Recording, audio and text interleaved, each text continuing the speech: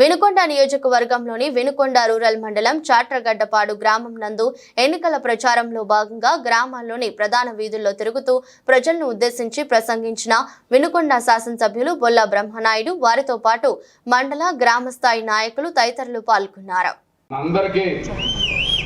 అప్పుడెప్పుడో రాముడు ప్రతిష్ఠించినటువంటి రామలింగేశ్వర స్వామి ఈశ్వరుని ప్రతిష్ఠిస్తే రాముడు ప్రతిష్ఠించాడు కాబట్టి రామలింగేశ్వర స్వామి అని మనం తెలుసుకుంటున్నారు.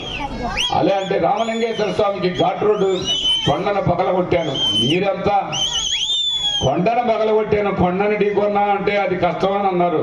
ఏం పర్లా, ఎంత కష్టమైనా మనం అనుకున్నది సాధించాలని చేశాం. వినుకొండ పట్టణానికి మంచినీటి సమస్యను పరిష్కారం చేశాం. వినుకొండకి 100 పడకల హాస్పిటల్ని ఏర్పాటు చేశాం.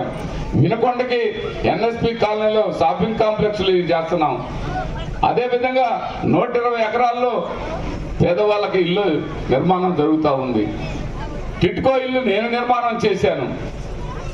అదేవిధంగా ఇంత అండర్ ప్రాసెస్ పిచ్చి మీ అందరికీ తెలుసు. గంటలు కూర్చొని ఏదైనా హాస్పిటల్కి పోవాలన్నా గేట్ వేస్తే గంటల సమయం పట్టేది. ఆ సమయాన్ని మీరు చాలా బాధపడేవాళ్ళు. అలాంటి సమయం లేకుండా అండర్ ప్రాసెస్ పిచ్చి మనం నిర్మాణం చేసుకున్నాం.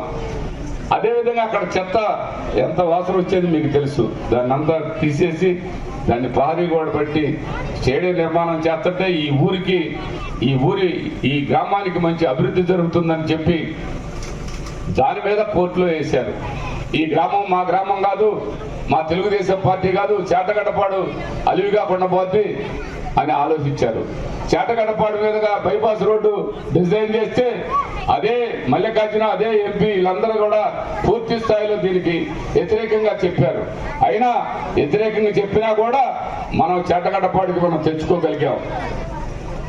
మంచి మనసు ఉండాలి, ఆ మనసులో చేయాలనే అభిప్రాయం ఉండాలి.